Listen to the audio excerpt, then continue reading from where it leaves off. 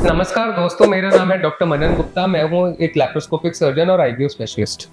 आज हम बात करेंगे उन महत्वपूर्ण टिप्स की जिसकी वजह से नॉर्मल डिलीवरी के चांसेस बढ़ जाते हैं और सिजेरियन सेक्शन के चांसेस कम हो जाते हैं। तो सबसे पहले आपके मन में एक सवाल आएगा कि नॉर्मल डिलीवरी के फायदे क्या है। नॉर्मल डिलीवरी में कोई भी इंजेक्शन, दवाई, ड्रग नहीं दिया जाता जिससे कि बॉडी में साइड इफेक्ट्स नहीं होते। कोई कट, चीरा, स्कार या स्टिच नहीं लगता जिसकी वजह से फ्यूचर में इन्फेक्शन के या कॉम्प्लिकेशन के चांसेस नहीं होते। नॉर्मल डिलीवरी एक भगवान का बनाया हुआ नेचुरल तरीका है जिसमें बच्चा नीचे के रास्ते बाहर आ जाता है। आजकल सिजेरियन सेक्शन की जो प्रैक्टिस है वो बहुत ज़्यादा रैम्पेंट है। अमूमन तौर पे हॉस्पिटल्स में सिजेरियन सेक्शन का रेट 80 to 90% होता है, जबकि होना चाहिए 15 से 20%। तो ऐसी क्या चीज़ें हैं जो एक मदर, एक्सपेक्टिंग मदर करे जिससे कि सिजेरियन सेक्शन के रेट कम हो जाए और नॉर्मल डिलीवरी के चांसेस बढ़ जाए।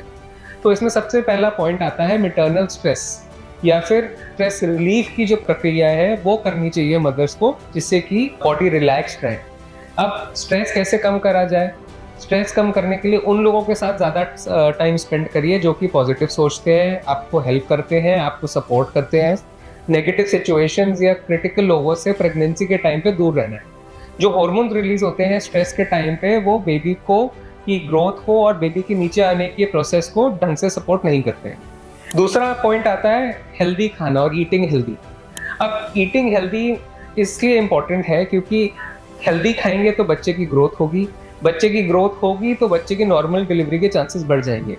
बट ये ध्यान रखिए कि ओवर ईटिंग नहीं करनी, शुगर का इंटेक कंट्रोल में रखना है, जो एरिएटेड ड्रिंक्स या सोडाज हैं उनका इंटेक कंट्रोल में रखना है, स्पाइसी और ऑयली फूड का इंटेक भी कंट्रोल में रखना है। ये एक मिथ है कि आप 1 से 2 हो गए हैं तो आपको ओवर ईटिंग करनी है। तीसरा पॉइंट आता है stay hydrated. Gynaecological forum of India recommend करता है 8 से 10 लीटर पानी daily for all mothers. Pregnancy में पूरे समय में 0 से लेकर 9 मंथ्स तक 8 से 10 लीटर पानी रोज के रोज पीना ही पीना है।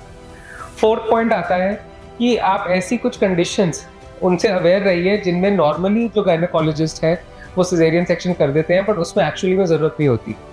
ये कुछ कंडीशन है जिनके बारे में मैं बात करूंगा। जैसे कि पहली कंडीशन होती है loop of cord around the neck. ये एक एब्सोल्यूट इंडिकेशन नहीं होता सिजेरियन का। हमने अपने सेंटर पे मोर देन 100 डिलीवरीज जिसमें बच्चे की कॉर्ड अराउंड द नेक है नॉर्मली करी हुई है। एक दूसरा इंडिकेशन होता है ब्रीच प्रेजेंटेशन। ब्रीच प्रेजेंटेशन का मतलब होता है कि बच्चे के बटक्स पहले बाहर आ रहे हैं और हेड बाद में बाहर आ रहे हैं। तो ऐसे कंडीशन में भी सिजेरियन सेक्शन नेसेसरी नहीं होता है, इसमें भी नॉर्मल डिलीवरी का ट्रायल दिया जा सकता है।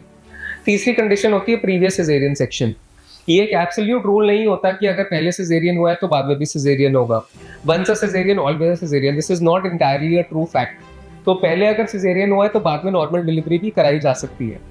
फोर्थ कंडीशन होती है ओलिगोहाइड्रोएमनियोस। जैसे कि अगर बच्चे के अराउंड पानी कम है तो बहुत गायनोकोलॉजिस्ट बोलते हैं कि सिजेरियन सेक्शन करना पड़ेगा, बट ये एक्चुअली में ट्रू नहीं है। नॉर्मल डिलीवरी उसमें भी करी जा सकती है। एक बहुत ही महत्वपूर्ण और इम्पोर्टेंट पॉइंट होता है नॉर्मल डिलीवरी के लिए डेली एक्सरसाइज। प्रेगनेंसी में लोगों को लगता है रेस्ट करेंगे तो बच्चा बेटर रहेगा, प्रेगनेंसी ज़्यादा स्मूथ रहेगी। डर के मारे वो एक्सरसाइज नहीं करते, आउटडोर एक्टिविटी बंद कर देते हैं। बट एक्सरसाइज करने से नॉर्मल डिलीवरी के चांसेस बढ़ जाते हैं, स्टैमिना बढ़ जाता है, लेबर और डिलीवरी का जो पेन होता है उसको टॉलरेट करने की पावर और क्षमता दोनों मदर की बढ़ जाती है। तो half an hour to 45 minutes of brisk walking, मतलब तेज तेज चलना, पूरी प्रेगनेंसी में हाईली रिकमेंडेड है और सारी मदर्स को ऐसा करना चाहिए। अब एक इंपॉर्टेंट पॉइंट है जिसके बारे में मैं बात करना चाहूँगा, वो है कि मदर को नॉर्मल डिलीवरी करने के लिए मोटिवेटेड रहना पड़ता है। नॉर्मल डिलीवरी में जो लेबर का प्रोसेस होता है नॉर्मली 24 से 48 घंटे तक लास्ट करता है। 24 घंटे जिसमें मदर को पेन भी हो रहा है, बच्चे की दिल की धड़कन भी चेक हो रही है, गायनोकोलॉजिस्ट को भी देखना पड़ रहा है, पेशेंट भर्ती भी है हॉस्पिटल में। उसमें जो मदर की विल पावर होती है कि नहीं कुछ भी हो जाए मैं नॉर्मल डिलीवरी ही कराऊंगी, जब तक कि बच्चे को जान का खतरा नहीं है या मदर को जान का खतरा नहीं है तब तक नॉर्मल डिलीवरी ट्राई करूंगी। ये एक अंदर से मोटिवेशन बहुत इंपॉर्टेंट है। हमारे हॉस्पिटल में बहुत पेशेंट्स आते हैं जो कि 2-3 घंटे पेन टॉलरेट करने के बाद कहते हैं कि हमारा सिजेरियन सेक्शन कर दो, हमसे पेन टॉलरेट नहीं हो रहा। तो आज के ज़माने में एपिड्यूरल एनेस्थीसिया भी दे सकते हैं जिसमें रीढ़ की हड्डी में सुई लगा के पेन रिलीफ दिया जा सकता है। इससे लेबर भी प्रोग्रेस करेगी और पेन भी नहीं होगा। तो ये एक बहुत इंपॉर्टेंट फैक्टर हो जाता है सिजेरियन रेट कम करने का।